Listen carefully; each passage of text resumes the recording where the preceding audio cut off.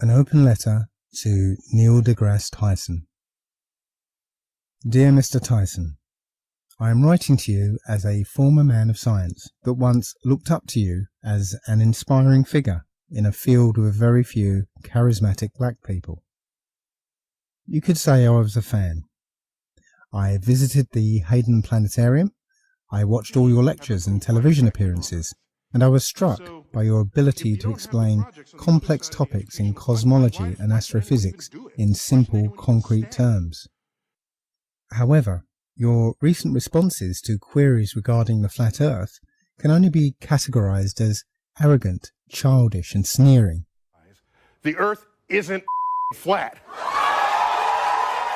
I mean, dropping a microphone somehow proves gravity. This is called gravity.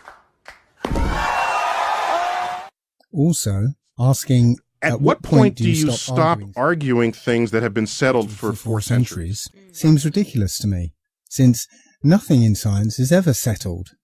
Everything in science exists as a theory that only stands until a better theory comes along that more closely matches observations. Would you have told Einstein not to bother because Newton had already settled that gravity business 200 years earlier? I'm sorry, sir, but you're going to have to do much better than that. The resurgence of the flat Earth is not merely a handful of tinfoil hat-wearing crazies who lack intelligence and teeth. This is a shift in consciousness by ordinary people who have started to re-examine the lies they were told as a child. Your job, sir, is to respectfully answer legitimate questions whether or not the answer supports the scientific model that you are a proponent of. Traditionally, scientific progress has not solely come out of the scientific community, but from ordinary people with a different point of view. The scientific method demands that you treat each point of view with respect, as it has the potential to overturn the existing model. And if science refuses to even entertain alternative views, then it is no longer science, but a religion of scientism. So, I would like to ask you 12 questions and give you the opportunity to answer them respectfully using simple, easy to understand concrete terms that you are so famous for. Because I'm just an ordinary bloke, nowhere near as smart as you are. So, if you could give your answers using real, tangible terms without complex mathematics, abstract concepts, or references to NASA or other data that I have no way of verifying for myself, I'd appreciate it. Question 1. Why is there land at the equator? So, you said that the Earth throughout its life, even when it formed, it was spinning, and it got a little wider at the equator than it does at the poles. So it's not actually a sphere, it's oblate. And officially it's an oblate spheroid, and the bulges are at the equator. So which is easier to move, rock or water? If the gravity is strong enough to prevent the water from being flung off into space, then it's strong enough to hold the much denser rock in place. So only the water should be bulging. So, if the bulk of the Earth's water is at the equator, why is there land at the equator? And please don't say it's because of the height of the land. Most of Africa is flat plain, sometimes under sea level. In fact, the Danakil Desert in northeast Ethiopia is said to be the lowest place on Earth, and incidentally one of the flattest places on Earth too. Question 2. Am I able to see the curvature or not? According to you, you cannot see the curvature even from a plane because the Earth is so big. The Earth looks flat because 1, you're not far enough away at your size. 2, your size isn't large enough relative to Earth to notice any curvature at all. It's a fundamental fact of calculus and non-Euclidean geometry. Small sections of large curved surfaces will always look flat to little creatures that crawl upon it. But apparently you can see ships disappear over the horizon. Now, the official explanation is that you cannot see the curvature across your vision. Apparently we see a horizon about 5 miles away. So in 5 miles there's enough curvature to see a ship disappear, yet I cannot detect that curve over 10 miles, because I can see 5 miles to my left and 5 miles to my right, so I've got an uninterrupted 10-mile span in which I should see enough curve to hide 2 ships, but I don't. So if I see enough curve over 5 miles, why don't I see it over 10 miles? Following on for that, question 3, why haven't we ever seen curved water? If the Earth bends the water into a sphere around it, then if it was to freeze suddenly, we should detect a hump in the water, shouldn't we? So why is it that when Lake Baikal in Siberia freezes over, it is one of the flattest places on Earth, despite being 395 miles long and 49 miles wide? There should be a hump in the middle of it, nearly 20 miles high. So why haven't we ever seen curved water? Question 4. How are we breathing right now? How can there be a high pressure system next to a low or negative pressure system without movement from high to low? So the conventional answer is that gravity holds the air to the Earth. But if I was to evacuate a container to a fraction of the perfect vacuum of space, turn it upside down and puncture the bottom, what do you think would happen? Well, the air would rush in and fill the container. So, how does this much weaker vacuum manage to overcome the much stronger gravity near the surface? How is it that you can heat the air and it will rise against the force of gravity? Wouldn't the air leave the Earth once the sun heats the air? If gravity is the only thing holding the air to the surface of the Earth against the tendency of a high pressure system to escape to a low or negative pressure system, then when the air is heated and so is less affected by a gravitational pull, shouldn't it then succumb to the force exerted towards a region of negative pressure? If, as current scientific opinion suggests, a high pressure system can exist adjacent to a negative pressure system, then there should be a boundary condition of equilibrium where the force towards pressure equalization equals the opposing force of gravity. Thus, any change to the conditions on either side should disturb the equilibrium. Wouldn't a rising column of warm air disturb that boundary layer? So, how are we breathing right now? Question 5. Is the Earth very, very small, or is the Sun very, very near? Eratosthenes' calculation of the Earth's circumference is dependent on the light from the Sun being parallel, as it should be if the Sun is 93 million miles away. But anyone can go out on a sunny day with broken cloud and see that the light that arrives on the Earth is not parallel. The light rays come down at angles, indicating that the Sun is actually very close. Now, the official explanation is that the Earth's atmosphere refracts the Sun's light, and that's why the light comes down at diverging angles. So, if the light from the Sun is always refracted, then that would mean that Eratosthenes' calculation was made with refracted light, and therefore must be wrong, and the Earth must be much, much smaller. So which is it? It seems to me that if you still claim that Eratosthenes' calculations are correct, then the light cannot be refracted. But if the light is not refracted, then the Sun is close. And if the Sun is close, then for Eratosthenes to observe what he did, the Earth must necessarily be flat. Question 6.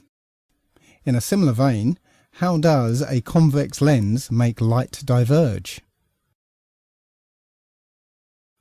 So again, the official explanation for diverging sun rays is that the Earth's atmosphere refracts the Sun's light like a lens. But the Earth's atmosphere is apparently a convex curve, so that would act like a convex lens and converge the light, concentrate it like a magnifying glass. you'd need a concave lens to make light diverge as we observe. Now, some have said that it is actually the angles between layers of clouds that seem to make the light diverge. But again, observation says that this is not the case. Here, there is nothing between the plane and the cloud, and the light is clearly diverging. And this NASA photograph is taken from above the clouds. And still, the sun's proximity is apparent.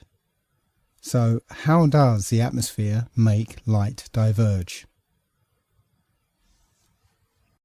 Question 7. Why doesn't the artificial horizon on a plane roll backwards during straight and level flight? The artificial horizon is based on a gyroscope, and when a gyroscope spins, it resists movement away from the axis of spin. As for rigidity in space, the spinning rotor remains in its original attitude, while the gimbals and base move around it. In other words, the gyro maintains its axis in relation to space and not to the surface of the Earth. If a gyro moves around the Earth, its axis is vertical to the Earth's surface here, at an angle here, and horizontal here. The gyro will resist any force that attempts to change its plane of rotation. So the artificial horizon is essentially a gyroscope mounted on gimbals to allow it to stay upright as the plane pitches and rolls. So as the plane flies straight and level and rounds the curvature of the Earth, the gyroscope in the artificial horizon will remain upright with respect to where it was first spun up to speed, and the indicator will appear to roll backwards and indicate a climb.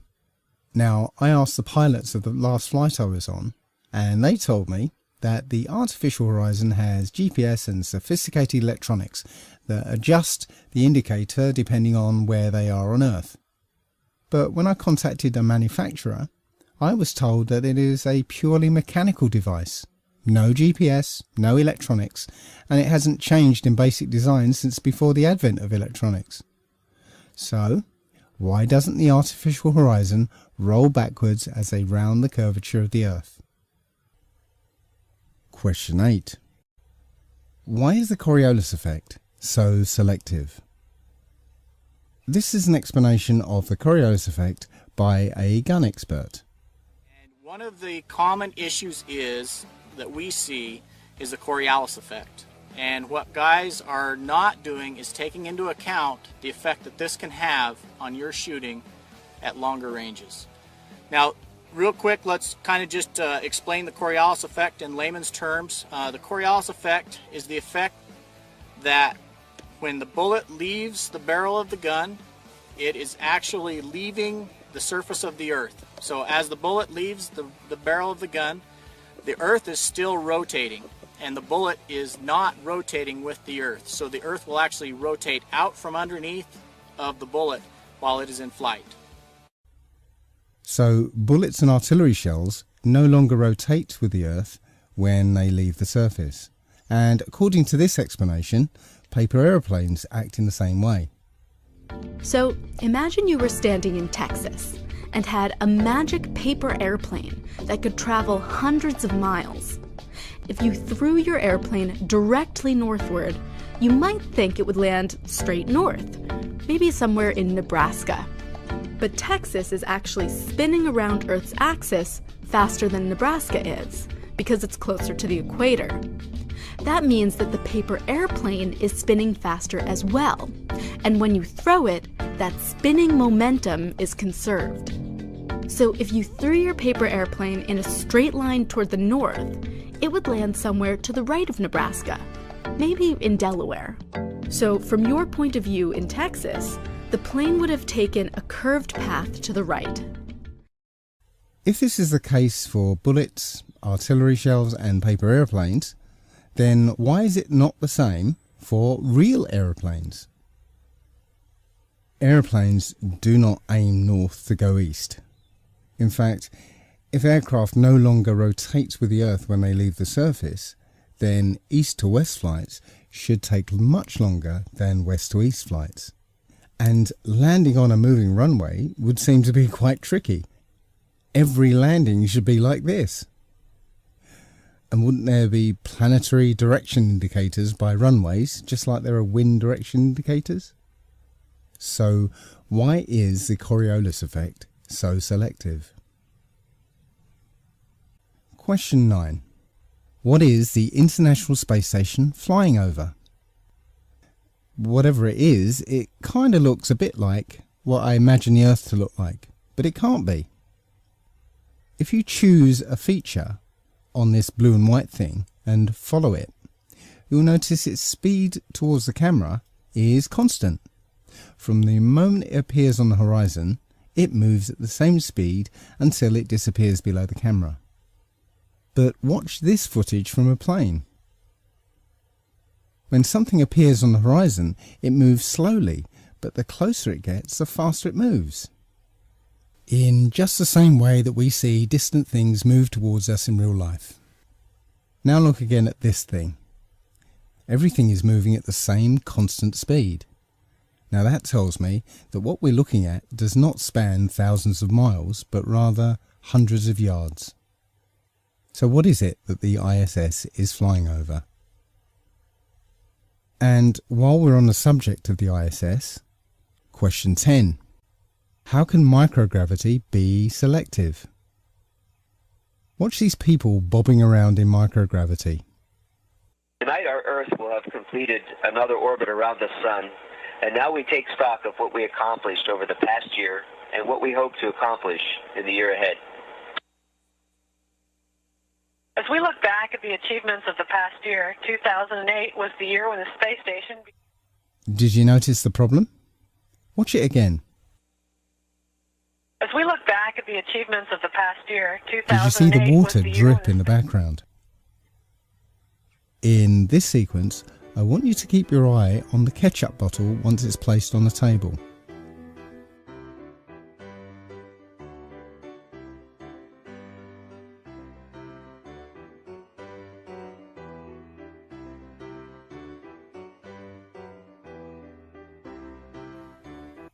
Right here you can see that there is nothing on the bottom of the bottle, no Velcro or magnets, it's just an ordinary bottle.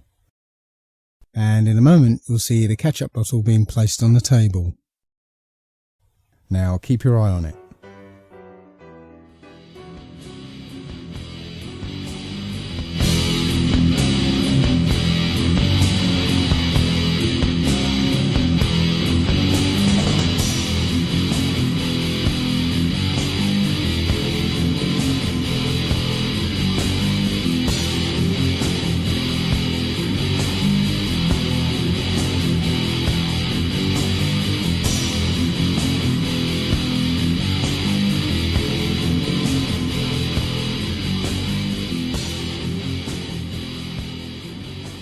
And again. It's clearly under the influence of so-called gravity. How can microgravity be selective? Question 11. Why are there craters on the moon? If the moon used to be much closer to the Earth, slowly moving away from us, and is tidally locked to the Earth so that only one side is ever visible, then why are there impact craters on the one side of the moon that is protected by the Earth? I am guessing that you'll repeat the same story that the moon's gravity has been protecting the Earth by hoovering up meteors and asteroids, but shouldn't the Earth's much larger gravitational field have been gathering up these meteors and asteroids and protecting the moon? So how are comets, meteors and asteroids able to pass through the Earth or avoid the Earth's gravity to be able to hit the face of the moon that's shielded by the Earth? And finally, question number 12. Why don't you find permanent hills, mountains and valleys in the ocean? The Earth is not a smooth ball, nor is it perfectly spherical. There are huge geological features such as the Mariana Trench and undersea mountain ranges. In fact, by some accounts, The Earth without the oceans actually looks like this.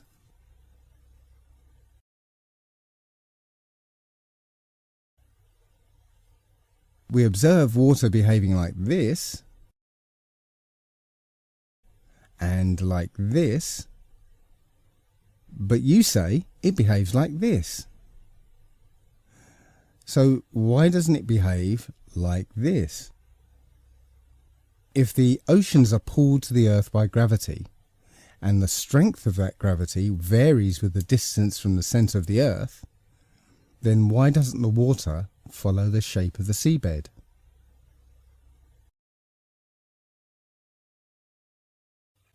Now, Mr. Tyson, these are legitimate questions posed to you in all seriousness. I think the questions are simple and straightforward, and I've clarified them for you. So I'd appreciate clear, straightforward answers.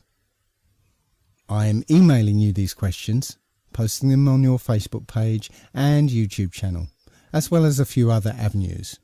So, in the words of Douglas Adams, if you manage not to respond, I'll know that you're trying not to.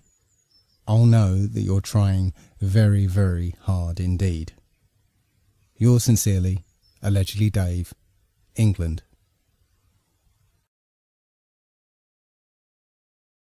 Flat Earth wins.